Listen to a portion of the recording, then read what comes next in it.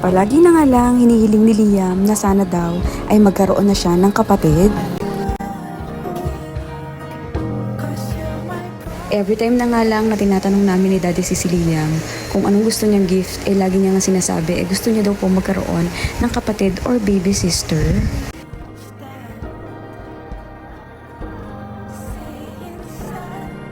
Sa totoo nga, hindi talaga po alam namin ni Daddy C kung mabibigyan pa talaga namin si Liam ng kapatid.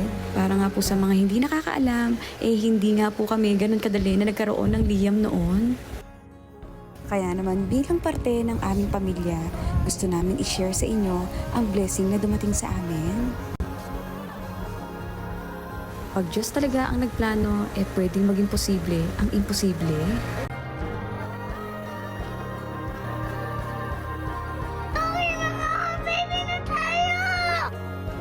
Hindi man namin planado ito, malaking pasasalamat pa rin namin dahil alam namin ni Daddy C na blessing ito at para na rin ito kay Liam.